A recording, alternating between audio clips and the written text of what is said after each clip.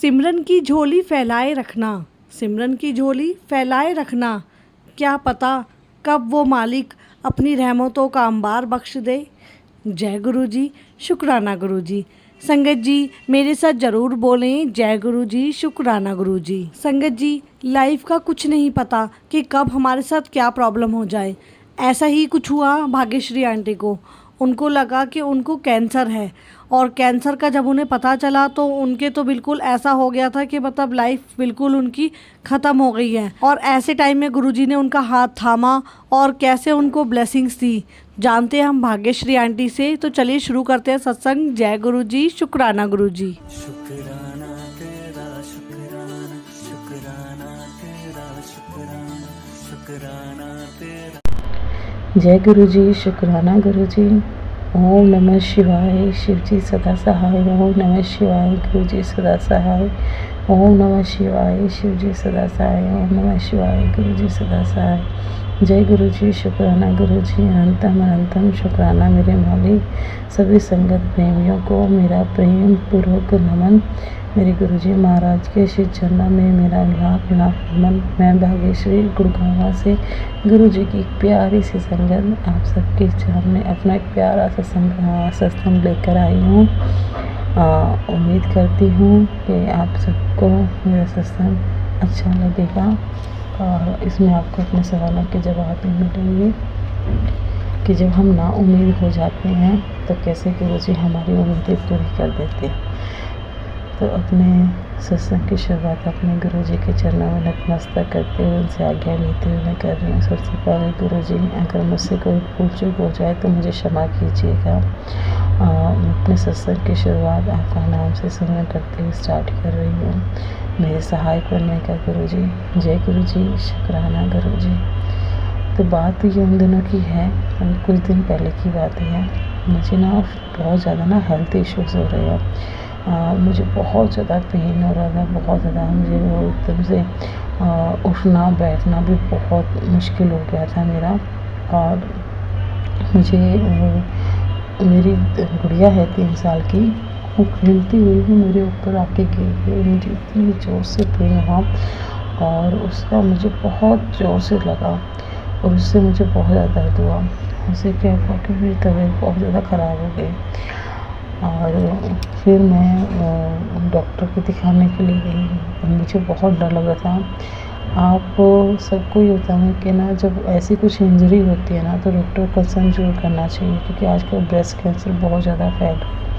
और मुझे मेरी गुड़िया जो खेलती हुई लगी थी तो मुझे ऐसे लगा कि शायद मेरी कुछ हो रहा है, मेरे साथ कुछ ठीक नहीं लग रहा। तो मैं तुरंत अपने हस्बैंड को बोला कि मुझे डॉक्टर को आप दिखाओ, कि मुझे कुछ ठीक नहीं लग रहा, प्लीज़ लेके जाओ।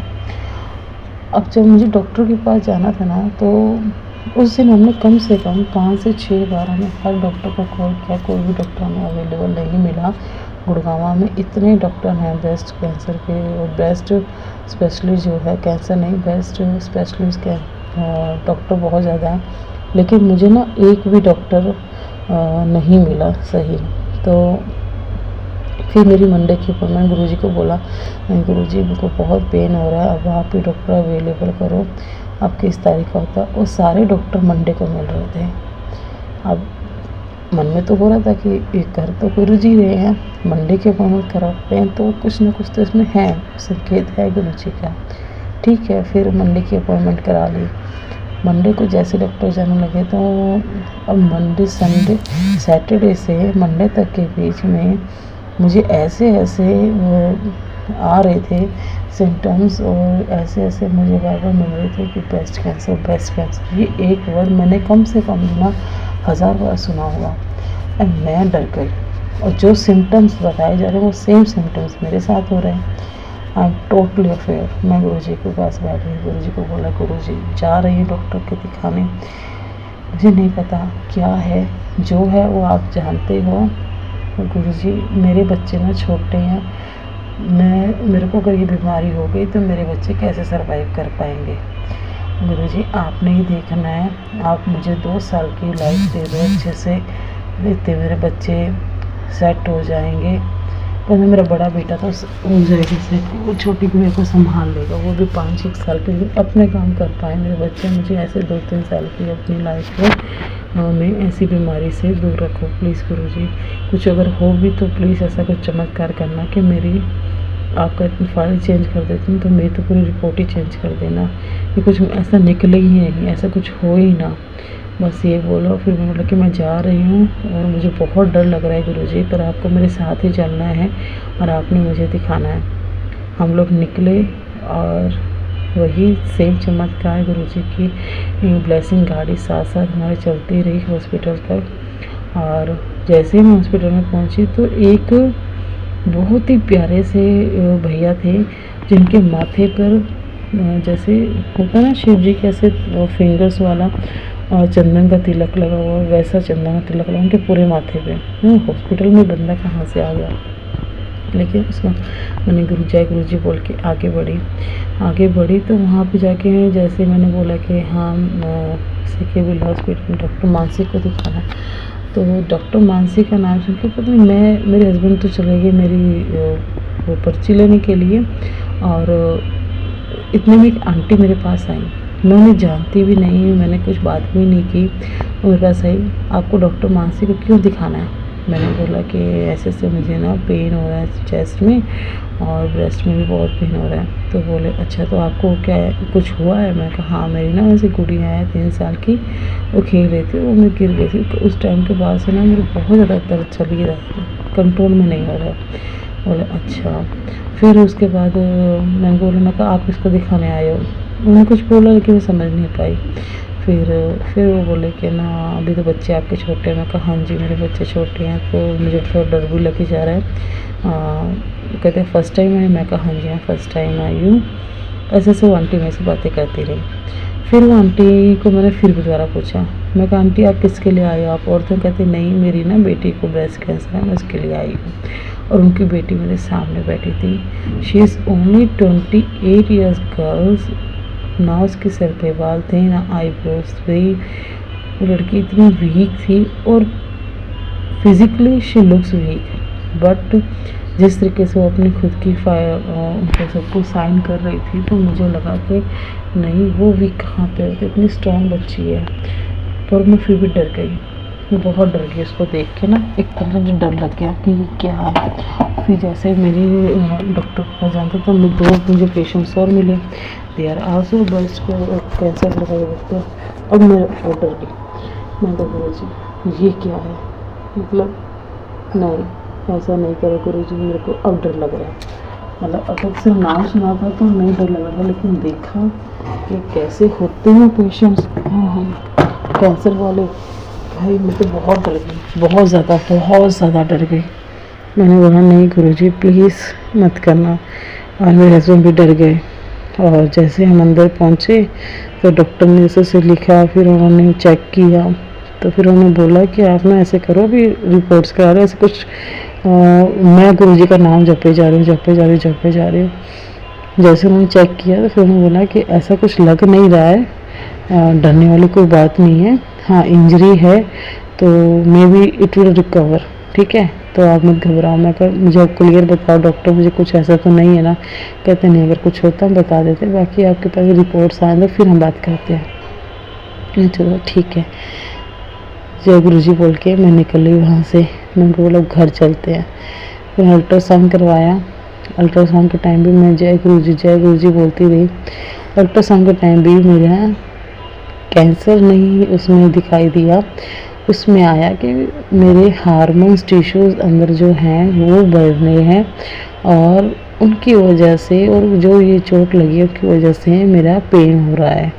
उन्होंने बोला कि ऐसा तो कुछ दिखाई नहीं दे रहा हमें, लेकिन अगर डॉक्टर आपको रेकमेंड करे तो मेमो करा लेना। मैं तो बस अल्ट्रासाउंड करा के मैं कहा अभी कुछ नहीं दिख रहा ना? बोले नहीं। मैं तो भाग के आई और जय गुरुजी बोला। मैं कहा गुरुजी आपका लख शुक्राना जो आपने मुझे इतनी बड़ी इस टेंशन से डर से निकाल दिया। अब मैं कुछ नहीं करा रही, ना कोई मेमो करा रही, ना कुछ और करा रही, ठीक है जैसा मैं इसी से चलाऊंगी। पेन होगा कोई बात नहीं, आपका नाम लेके आपको जल प्रसाद पी के उसी से काम चलाऊंगी, लेकिन नहीं मैं नहीं कराऊंगी कुछ भी, अब मैं कोई टेस्ट नहीं कराऊंगी, बस इतना बोल दिया। बस इतना बोल दिया। वो दिन है, आज का दिन है। पेन तो होता है लेकिन नॉट मेजर पेन जितना मुझे हो रहा था।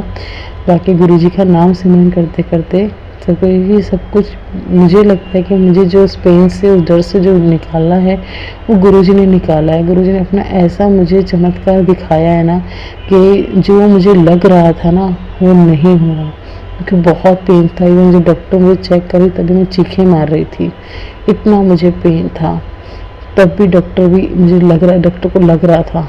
तब भी मैंने, अब गुरुजी को शरण जब चले गई ना तो गुरुजी ने मेरा सारा दर्द छीन लिया, सारा दर्द पी लिया और ऐसा ठीक कर दिया ना कि मुझे तब से अब तक कोई दर्द नहीं हो रहा है, बिल्कुल मैं ठीक हूँ। ये गुरुजी का चमत्कार है। जय गुरुजी, शुक्राना गुरुजी। एक सत्संग में सुनाना चाहूँगी मेरे जन्मदिन से रिलेटेड। मेरा बर्थडे आया। मेरे बर्थडे से पहले थोड़े से घर में हालात थोड़े से टाइट चल रहे थे। मेरे अंकल की कोई डील हुई थी। वो डील, मेरे हस्बैंड जो है प्रॉपर्टी डीलर है, तो उनके जो पैसे आते हैं ना रजिस्ट्री के, तभी हमारे घर में कुछ हम कर सकते हैं, मंथली खर्चा निकाल सकते हैं। अदरवाइज़ हमारा सर्वाइव करना थोड़ा मुश्किल हो जाता है। तो अब जब वो उनके पैसे आए तो उस समय पे वो पैसे आने थे, तो अब वो पैसे क्या, वो डील का कुछ इनके प्रॉब्लम आ रही होगी, वो रजिस्ट्री नहीं हो रही थी। अब यहाँ शराब लगते हैं, मैं इनको ऐसे बोलती, 2 दिन बाद मेरा बर्थडे है, 3 दिन में मेरा बर्थडे है, कोई बनाता नहीं, मुझे कोई गिफ्ट नहीं देता। ऐसे बच्चों को जैसे मैं हरकतें कर रही थी, लेकिन जान भी रही थी कि भाई हाँ उनके पास नहीं है, इसलिए वो नहीं कर पा रहे हैं। और वो चुप थे, वो कुछ बोलते नहीं थे। मैंने कोई बात नहीं गुरुजी, मैं उनको ये बोलती, मैंने गुरुजी हाँ ठीक करेंगे, गुरुजी हाँ ठीक। वो खुद उन्होंने मुझे बोला गुरुजी ने चाहा तो सब कुछ होगा, गुरुजी ने चाहा तो सब कुछ होगा। मैं बोला हाँ बिल्कुल, गुरुजी ने चाहा तो ज़रूर सब कुछ ठीक होगा। और मुझे पता भी नहीं था कि उनकी क्या प्रॉब्लम चल रही थी उस टाइम पे, क्या नहीं। ऑलमोस्ट उनकी डील कैंसिल हो गई थी, वो पैसे नहीं आते। मैंने गुरुजी के आगे मैं ऐसे ही बैठी थी, बोलती हूँ गुरुजी मुझे नहीं पता कि मेरा बर्थडे कैसे बनेगा, क्योंकि मुझे तो कोई बर्थडे मेरा कोई नहीं बनाता, आपको पता है। मेरे तो कोई पापा मम्मी भाई बहन कोई मेरा बर्थडे नहीं बनाता है। पिछले 2 सालों से 3 सालों से मेरा बर्थडे मैंने बनाया भी नहीं है। मैं कहा अभी आपके हाथ में है, आप चाहोगे तो बना देना, जैसी आपकी मर्जी होगी वैसा करेंगे, जैसा आपको ठीक लगे गुरुजी वैसा आप कीजिएगा। मैंने इतनी बात बोली। ये मेरे मन में था कि जो गुरुजी चाहेंगे ना वही होगा, गुरुजी ने मेरे लिए कुछ तो अच्छा सोचा ही होगा। ये बात सोच के मैंने सब कुछ गुरुजी पे छोड़ दिया। मैं कहा गुरुजी मुझे नहीं पता मेरा बर्थडे कैसे मनेगा, कैसे घर में पैसे आएंगे, कैसे सब कुछ करना होगा, मैं कुछ नहीं जानती, आप जानते हो, आपने करना। मैंने सब कुछ आप पे छोड़ दिया। ये बात बोल के मैं सो गई। अब मैं ना सुबह अमृत वेले नहीं उठ पाती हूँ, तो एक आंटी का मैसेज आया था कि अमृत वेले ही पूजा मानी जाती है, वैसे पूजा नहीं लगती है। फिर मैं, आप गुरुजी को बोल के सो, फिर गुरुजी आपको अमृत वेले ज़रूर उठाएंगे। फिर मैंने 2 दिन से गुरुजी के आगे बोलना शुरू किया। मैं कहा गुरुजी मुझे भी अमृत वेले ही पूजा करना अच्छा लगता है, मैं पहले भी अमृत वेले ही पूजा कर रही थी, पीछे मेरा छूट गया था। मैं कहा गुरुजी प्लीज़ आप मेरे अमृत वेले मुझे उठाना, मैं 4 बजे तक मुझे उठा देना, मेरे को अमृत वेले ही आपकी पूजा करनी है। और ये बात बोल के मैं सो गई। और अगले दिन बिल्कुल सही 4 बजे गुरुजी ने मुझे उठा दिया और मैं उठ गई। और फिर अमृत वेले मैंने पूजा करी। और पूजा करते हुए मैंने गुरुजी को ये बोला गुरुजी मुझे नहीं पता कि कैसे पैसे आएंगे, कहाँ से आएंगे, पर मुझे इतना पता है कि सब कुछ आपकी कृपा से ही होना है, सब कुछ आपने ही करना है। गुरुजी पे ही मैंने सब कुछ छोड़ दिया था, तो गुरुजी ने ही सब कुछ करना था। अब मेरे हस्बैंड उस दिन काम पे चले गए। मुझे ये था मैं कल आज भी नहीं दिलाएंगे, मैं फिर कब ले पाऊँगी अपने लिए कोई चीज़। मैं ऐसे मन में सोचती, फिर मुझसे छोड़ कोई बात नहीं, पैसे नहीं आए होंगे इसीलिए नहीं दिला रहे हैं। तो ये भी सोच के मैंने गुरुजी पे छोड़ दिया। गुरुजी ठीक है, जैसा आप चाहते हो वैसे ही करेंगे। और मैं बोल के मैं सो गई। इतने मेरे हस्बैंड आए और पैसे लेके आए, तो मैं बहुत खुश हो गई। तो फिर उसके बाद उन्होंने मुझे बोला कि चल बड़े मंदिर चलते हैं। मैं हैरान कि जिनको मैं ज़बरदस्ती बोल के 2 बड़े मंदिर लेके गई हूँ, वो बंदा मुझे कह रहा है कि आज बड़े मंदिर जाना है, खुद से कह रहा है। फिर उन्होंने मुझे बताया कि देखो ऐसा है कि ये डील तो कैंसिल ही हो गई थी और इसके पैसे भी नहीं आने थे। तो मैं जो तुम कहती हो ना वैसे मैं बैठ गया गुरुजी के आगे। मैंने बोला गुरुजी अब आपने ही देखना है, ये तो मेरी मेहनत के हैं और ये डील भी आपने ने करवाई है। अब अगर ये कैंसिल होगी तो मेरा घर का खर्चा कैसे निकल पाएगा। ये मेरे अंकल का सत्संग हुआ गुरुजी के साथ और बोले गुरुजी अब आपको देखना है, मैं तो आप पे छोड़ के बैठा हूँ, इसी से मेरी सारी उम्मीदें सारा कुछ है, मैंने आप पे छोड़ दिया गुरुजी, अब आप देखो। वो बोले कि जैसे मैं ये बोल के हटा इतनी देर में बंदे का फ़ोन आ गया कि आ जाओ और रजिस्ट्री करनी है, आज ही पेमेंट करनी है। वो मैं जय गुरुजी बोलता हुआ बस निकल गया, मैं कुछ नहीं बोला। मैंने बोला जब पैसे मिल जाएंगे जब भी तेरे हाथ में दूंगा, और ये गुरुजी की ही कृपा है, मैं मानने लग गया हूँ कि गुरुजी हैं। मैं इतनी खुश, मुझे शायद पैसे मिलने खुशी हो ना हो, लेकिन जब मेरे हस्बैंड ने ये बोला ना कि गुरुजी को मानते गुरुजी को, मैंने कहा गुरुजी यही तो मैं आपसे कब से मांग रही थी कि मैं आप पे विश्वास करती हूँ, मेरा फैमिली का हर एक मेंबर आप पे विश्वास कर, मेरे हस्बैंड ने विश्वास किया ना गुरुजी के ऊपर। मैं बहुत खुश हूँ। मैं गुरुजी इससे अच्छा गिफ्ट मेरे पास और क्या हो सकता है। आपने तो मेरी लाज रख ली, सच में आपने मेरी लाज रखी। आपने मेरे हस्बैंड में विश्वास जगा दिया। जो इंसान पूजा पाठ से कोसों दूर भागता है वो मेरे डंडा देने पे ही पूजा पाठ करने वाला इंसान, उन्हें आपने अपने श्री चरणों में झुका दिया, पूजा सिखा दी। मैं आपका अनंतम अनंतम शुक्राना करती हूँ गुरुजी। जैसी कृपा आपने हम पे की वैसे अपने हर भक्त पे करना। जो भी नास्तिक है, जिनको नहीं समझ में आता है और जो आपके बारे में गलत बोल देते हैं, उनको भी आप ज़रूर समझाओ। मैं आपका अनंतम शुक्राना करती हूँ गुरुजी। प्लीज़ कोई मेरी बात का बुरा मत मानना। मैं इसीलिए जी कह रही हूँ कि गुरुजी ना बिन बोले सब कुछ करते हैं। वो हमें कुछ कहना ही नहीं है गुरुजी को, हमें सिर्फ गुरुजी पे छोड़ना है अपनी आस्था, अपना विश्वास, और फिर सब कुछ गुरुजी ने ही करना होता है। गुरुजी को सब कुछ पता है हमारे लिए क्या सही है, क्या गलत है, कब देना है और कितना देना है। देखो अगर ये पैसे बहुत पहले आ जाते तो शायद जो खुशी हमें मिल रही थी वो नहीं मिलती। गुरुजी ना हमारे लिए वो करते हैं ना जो हमने सोचा भी नहीं होता, और वो हमारे लिए बहुत अच्छा होता है। हम लोग ये चीज़ सोचते हैं कि ऐसा हो गया, वैसा हो गया, ये हो गया, वो हो गया। नहीं, अगर आपके साथ कुछ गलत भी हो रहा है ना, डैट इज़ गुरुजी ब्लेसिंग। मैं ये चीज़ मानती हूँ। इसी के साथ ही मेरा एक सत्संग और ये भी है कि जब हम बड़े मंदिर गए ना, वहाँ पे जाके जब वहाँ पे लंगर प्रसाद एक साथ खाने का होता है, तो मेरे अंकल और मेरे बेटे को लंगर प्रसाद मिल गया था। वो लोग तो खा के नीचे वेटिंग रूम में हमारा इंतज़ार कर रहे थे, नीचे बाहर वेटिंग वाले एरिया में। लेकिन मैं और मेरी गुड़िया, हम दोनों को वो लंगर प्रसाद नहीं मिला था। मैं वहीं बैठी थी, कितनी देर से बैठी रही। मेरे सामने कितनी संगत उठ के वापस चली गई। मैंने बोला गुरुजी आपने बिठा लिया है, मुझे नी की प्रॉब्लम है, ज़्यादा नीचे नहीं बैठ सकती। अब मैं बैठी मैंने बोला गुरुजी अब मेरे ना से बैठा नहीं जा रहा, आपने यहाँ बिठाया है तो कुछ तो आपने सोचा ही होगा। अगर आप लंगर प्रसाद खिला देंगे तो आपकी अनुकंपा, नहीं खिलाएंगे तब भी आपकी अनुकंपा, तभी आपको थैंक यू है। मुझे कोई भरपेट तो खाना नहीं है, मुझे तो बस प्रसाद का एक टुकड़ा मिल जाए, मैं तो उसमें भी खुश हूँ। आप खिलाएंगे तो मैं ज़रूर खाऊंगी, बस मैं इससे ज़्यादा बैठ नहीं पाऊंगी, मैं फिर जाऊंगी। इतनी बात बोल के मैं वहाँ से निकली नहीं, मैं वहीं बैठी रही। इतनी देर में एक वाइट शर्ट पैंट वाले भैया हमारे सामने आके बैठे, और थोड़ी देर बाद ही ना लंगर प्रसाद आ गया। लंगर प्रसाद खाते खाते वो बताने लगे गुरुजी के बारे में कि यहाँ आते हैं तो फ़ोन पे बातें नहीं करते हैं, फ़ोन पे नहीं देखते हैं, सिर्फ गुरुजी में ध्यान लगाना होता है, गुरुजी के साथ बैठना होता है। आप जहाँ बैठे हो ना, वहाँ गुरुजी आपके आस पास ही हैं, उनको फील कीजिए, उनसे बात कीजिए, उनसे कनेक्शन कीजिए। आसपास के लोगों से बात करने के लिए नहीं बिठाया गुरुजी ने आपको गुरुजी ने अपनी 1-to-1 कनेक्शन के लिए बिठाया। उनकी बातें मुझे इतनी अच्छी लगी कि मुझे लगा कि अगर कुछ आपका अच्छा नहीं भी होता है ना, तब भी इसमें ना गुरुजी को दोष देने के बजाय को थैंक यू बोलो।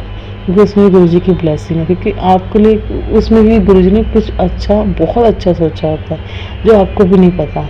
तो मैं उनकी बात को मानने में कि बिल्कुल भैया बिल्कुल सही कह रहे हो, कि बिल्कुल ये बातें कहते हैं। मेरे साथ रोज़ गुरु जी के सत्संग होते हैं, मेरी मम्मी को इतना शुक्र है। और अगर गुरु जी ना हो ना तो मेरी मम्मी जी को जितना शुगर है ना उसमें तो बंदा चला ही जाए, लेकिन मेरी मम्मी मेरे हमारे साथ ही है।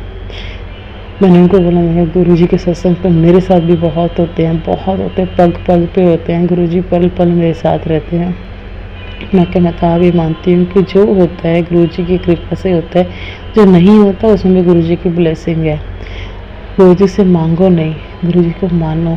और ये बात मेरे सत्संग का यही मोटिव है कि गुरु जी से मांगो नहीं, गुरु जी को मानो। क्योंकि गुरु जी सच में अगर आप मांगोगे ना आपको मिलेगा, ऐसा नहीं कि मिलेगा नहीं, लेकिन उतना ही मिलेगा जितना आपने मांगा है। लेकिन जब आप मानते हो ना गुरु जी को तो आपको वो मिलता है जो गुरु जी ने आपके लिए सोचा होता है। इसलिए गुरु जी से बिल्कुल भी नहीं बोलो कि गुरु जी मुझे ये चाहिए, गुरु जी मुझे वो चाहिए। चाहत तो हमारी कभी ख़त्म ही नहीं होती। चाहतों का तो ऐसा है कि पूरा का पूरा भंडार भर जाए, लेकिन एक ख़त्म होगी दूसरी स्टार्ट, एक ख़त्म दूसरी स्टार्ट, चाहत ही नहीं ख़त्म होती। लेकिन जब हम गुरु जी पे छोड़ देते ना, उन्होंने हमें कहाँ से कहाँ पहुँचा देना है हम कल्पना भी नहीं कर सकते। तो इसी के साथ ही मैं अपने सत्संग को यहाँ विराम दूँगी और आप सबको हाथ जोड़ के क्षमा मांगूंगी। कोई गलती हुई तो मुझे क्षमा कीजिए, किसी कुछ बुरा लगा हो तो माफ़ कीजिएगा। गुरुजी आपका अनंतम शुक्राना जो आपने मुझे अपना प्यारा सत्संग रिकॉर्ड करने का मुझे प्यारा सा अवसर प्रदान किया। मुझसे कोई गलती हुई है तो गुरुजी मुझे क्षमा कीजिएगा। हर पल हर क्षण हमारे अंग संग रहिएगा गुरुजी। सर्वदा भला गुरुजी, सर्वदा भला।